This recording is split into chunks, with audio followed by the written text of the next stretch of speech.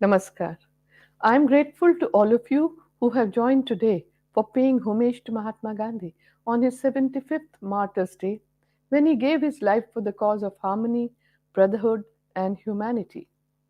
It was unfortunate that an apostle of universal peace and nonviolence fell a victim to violence. I thank the Indian Mission for hosting this tribute during the commemoration of the 75th anniversary of India's independence. Even though 7 decades have gone by since Mahatma Gandhi passed on, in every part of the world his relevance is felt as strongly as ever before, and his vision and actions are of an enduring significance for all times and places. His approach to life was holistic and cannot be divided into watertight compartments of social, religious, political, personal, and public life. Gandhiji stands out as the champion not only of political democracy but also of economic and spiritual democracy in today's world. He believed that moral degeneration is the root cause of all evils, including conflicts. This explains his lifelong crusade of attainment of moral values such as truthfulness, nonviolence, purity of means, love, self control, forgiveness, respect, friendliness, compassion, mercy, and so on. His messages resound with people of all faiths worldwide, as he is the spiritual and political leader of one of the world's most profound and complex cultural traditions. Many world leaders have been inspired by him and continue to get inspired till today. The world is faced with so many kinds of conflicts and diverse types of crises these days. We see Mahatma Gandhi's emphasis on nonviolence, universal brotherhood, and peaceful coexistence having an all time relevance. His entire life story is about action to bring about positive changes. He both succeeded and failed in what he sought to do, but he always moved forward and he never gave up the quest for improvement, both social and spiritual, and both for individuals and for the nation as a whole. Today, Gandhiji is remembered not only as a political leader but as a moralist who appealed to the universal conscience of mankind. There is a galaxy of men, women, and children in different parts of the world who have taken a leaf from Gandhiji to fashion their initiatives for ensuring peace, non-violence, justice, and fighting against discrimination. I want to share one of the last notes left behind by Gandhiji in 1948, expressing his deepest social thought. And I quote, I will give you a talisman. Whenever you are in doubt or when the self becomes too much with you, apply the following test. Recall the face of the poorest and the weakest man or woman whom you may have seen and ask yourself if the step you contemplate is going to be of any use to him or her. Will he or she gain anything by it? Will it restore him or her to a control over his or her own life and destiny? In other words, will it lead to Swaraj or freedom for the hungry and spiritually starving millions? Then you will find your doubts in yourself melt away. Unquote. This statement of Mahatma Gandhi perhaps is one of the most powerful commentaries on compassion and kindness. Gandhiji had envisioned a nation where social bonds were stronger and were built on the foundation of trust. In his 50 years of public life in three continents, Asia, Europe, and South Africa, Gandhiji demonstrated the efficacy of extending respect for all living beings. Human dignity, oneness, empathy are impossible without compassion. Gandhiji emerged as the voice of the voiceless that inspired social reformers and political thinkers all over the world. He brought in a new era of non-violent civil disobedience based on the ability of each human being to free himself from fear. He believed that fearlessness becomes a major pillar on which to build together with love and the capacity to resist when necessary. It is interesting to see that Gandhiji conceives fearlessness as a precondition for love. He who is weak cannot love, probably because he or she is not free enough and does not have the surplus of warmth and energy from which love can come forth. He used to remain positive under all circumstances, and that was his main trait. He had faced many challenges in his life, but he remained positive all throughout. Nonviolence and the message of peace is familiar word among the world leaders to settle any dispute. It goes without saying that it is never possible to evaluate how much India and the world owes to Mahatma Gandhi. For Gandhiji, peace was not an end by itself. Rather, it was only a sort of means to ensure better welfare for the mankind. According to Gandhiji, violence leads to concentration of power, whereas non-violence encourages decentralization. We must learn from his experience of non-violent actions or resistance from a global perspective. Mahatma Gandhi's lifelong quest was in the pursuit of truth.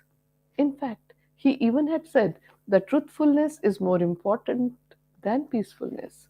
He was following an ancient tradition of using spirituality as a basis of social change. His approach was always aimed at appealing to the head and the heart. Gandhiji's life provides an excellent role model of the ways of spiritual development in his crusade to oppose the unjust system. The techniques he crafted, like Satyagraha, and the strategies he followed in his public life give us insights into how spirituality can be applied to improve human conditions in today's world. The applications are not India specific but are universal. Gandhiji sought the guidance of his inner voice not only in the spiritual realm but also in the political realm. Perhaps the greatest source of strength for Mahatma Gandhi was in his faith in God. Truth was the deepest and the most complete form of God. The faith gave him the constant awareness that he was to be nothing but an instrument in his hands. He was to go wherever he was led. For him, the guidance of God constituted two things. One, he had to walk on the path enlightened by truth that was available to him in whatever measures and form. Two, he had to constantly gaze inwards and find inspiration through self introspection, self examination, self purification, and by constantly questioning himself. The deeper the faith, the greater was the endeavor for Mahatma Gandhi. He said, "Truth is God." Faith in truth led Mahatma Gandhi to two other realizations. If God is omnipresent, then truth is omnipresent too. If each human being were an aspect of God, then each person is capable of truth, of being good and doing good to others. His endeavor throughout his life was devoted to the search of that element of truth, to awaken it and to nurture it. Therefore, he could feel oneness with everyone, and that is another one of his important traits. For most of us, this realization does not set in at all, but for him, it was easy because of the understanding of oneness. He had no enemies. He did not want to settle scores with anyone, and he did not want to take any revenge. He merely wanted to extend his love, compassion, and respect to everyone. He respected individuals as individuals without attaching any labels. It was to his unique credit that in a world marred by violence and hatred, Mahatma Gandhi stands firm as a man of universal goodwill and a protagonist of peace. What is most striking is that Gandhiji emerged during his lifetime as a torchbearer of peace, and even today he continues to surprise mankind with his nonviolent methods of resolving conflicts. Mahatma Gandhi was always touched by the pain of others. This ability to feel the pain of others led him to compassion. Compassion, coupled with daya or pity, led to the spirit of service or seva. Gandhiji's first and foremost inner calling was to alleviate the suffering of others. This was the inner calling that he identified and invested it in serving and helping people by establishing their self respect and dignity. He had a keen desire to restore the dignity of all human beings. The greatest degree of inner tranquility came to Gandhiji from the development of love and compassion, non attachment, and non possession. The more we care for the happiness of others, the greater our own sense of well being becomes. Cultivating a close, warm hearted feeling for others automatically puts the mind at ease. This helps remove whatever fears or insecurities we may have and gives us the strength to cope up with any obstacles we encounter. It is the ultimate source of success in life. Gandhian humanism and its practical application are the way forward in the world. His noble spirit and warm, humane kindness have endeared him to all humanitarians throughout the world. Nowadays, our world has become so interdependent that any conflict between nations inevitably impacts the rest of the world. The only way to establishing peace in the world is through nonviolence. We need to develop a sense of solidarity among ourselves by considering other human beings as our brothers and sisters, as part of one family. Gandhiji's idea of nonviolence was to live and help others to live. Helping others to live with mutual respect should become the foundation of our life. Gandhiji stood for the right to freedom, right to dignity and equality, and the right to freedom from bondage, poverty, untouchability, and discrimination. All these are the essence of his approach towards humanity. He had said, and I quote, "When I despair, I remember that all through history, the ways of truth and love have always won. There have been tyrants and murderers, and for a time they can seem invincible. But in the end, they always fall. Think of it always." Unquote. In today's globalized world, we already have all the material comforts required for living contently. We are taught by the market forces to want more and more, even as we see the world around us engulfed in greed, violence, and intolerance. Today's world laments violence in the frequent attacks, riots, war, but the last century was even more disastrous.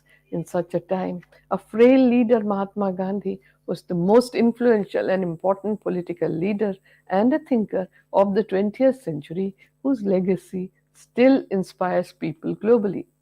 In a world that is divided in the matters of faith and religion, that is shaping and determining the politics of this world in a barbaric way, Gandhiji brought in a novel path.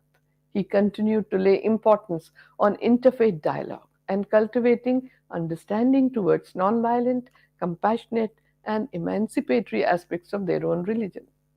Mahatma Gandhi inspires globally as the first environmentalist and a minimalist.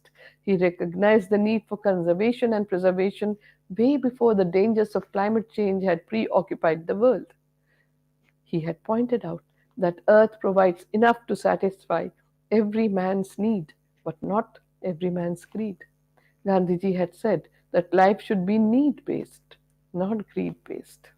He was a thinker who clearly realized the reality of overuse, abuse, and misuse of the global commons.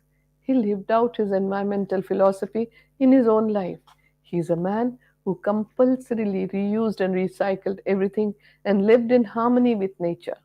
He lived a life of openness and transparency. His ashram was accessible to anyone. Anyone could walk in and debate and argue with him.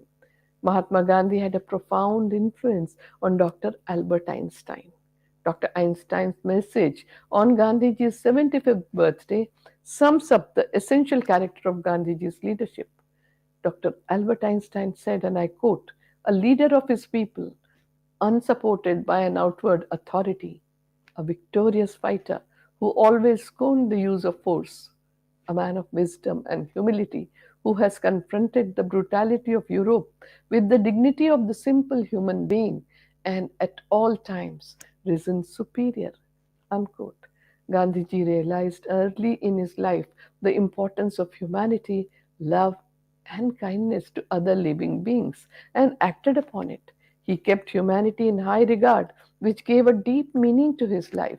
Throughout his life, Gandhiji was a humble servant of India and of humanity. And he said, and I quote, "I believe in absolute oneness of God and therefore also of humanity." What though we have many bodies, we have but one soul.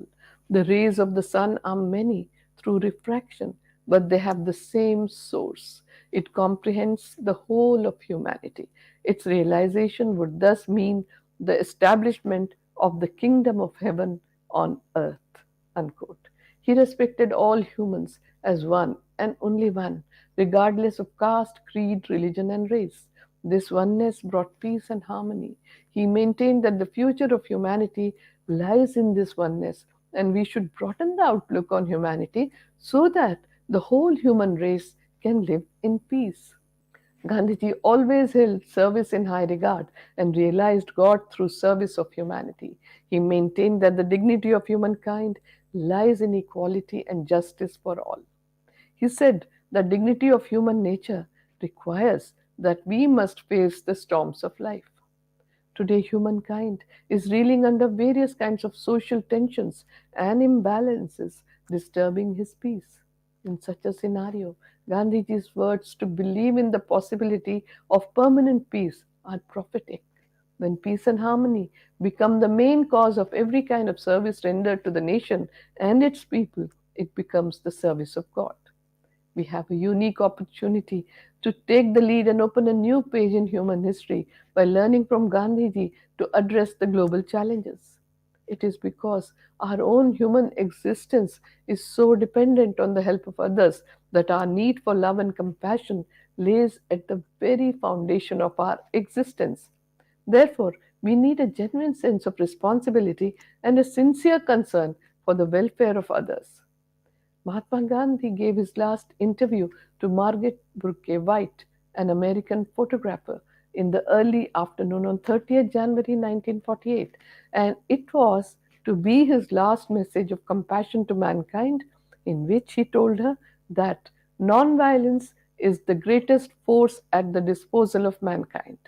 It is mightier than the mightiest weapon of destruction devised by the ingenuity of man. Gandhiji had further said, I do not believe in shortcuts which involve violence.